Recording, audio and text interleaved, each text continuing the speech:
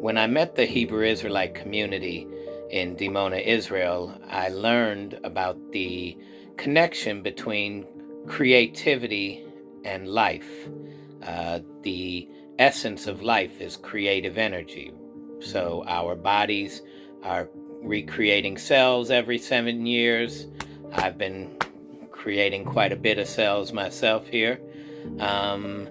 And when you plant a seed, the cells of that seed start to grow and nurture and create what becomes a form of life, whether a tree or a plant, a flower, or a fruit. The artistic creativity is a way that our mind is able to critically think things through, because we're generating thoughts and creating new ideas through this critical thinking process. And so when you bond with somebody and you're talking with them, you're creating that bond and strengthening that bond. And the strengthening process is about creativity and creating and creative energy. And so as we look at that being the essence of life, then anything that stifles creativity stifles life. It's a death-based culture that would want to stifle life.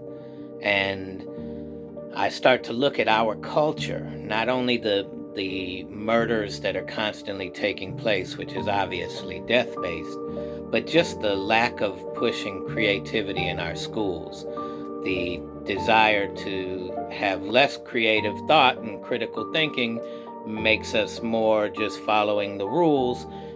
That's a stifling of life.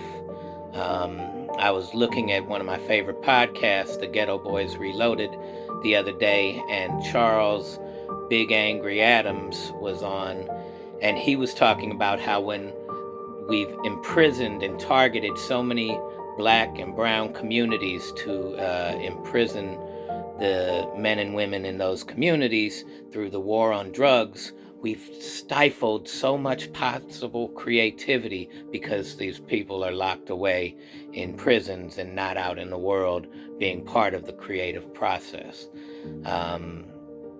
Anytime you want to control something, right? If I want you to be the best version of yourself, the most creative person and human being that you can be, and then I turn around and say, but this is how I want you to do it.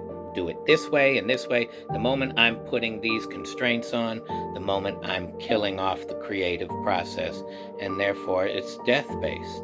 And so as we're going to heal, one of the key factors in healing the harms of our ways right now, and the amount of mental illness that's existing, the trauma that we keep putting upon ourselves, this despair between rich and poor, between black and white, and all the differences that we have, creativity has to be a part of that. That's the essence of life, and that's how we're going to begin the healing process, is when we start to be curious about others, about the creativity that exists between us, and that it will be part of the healing process.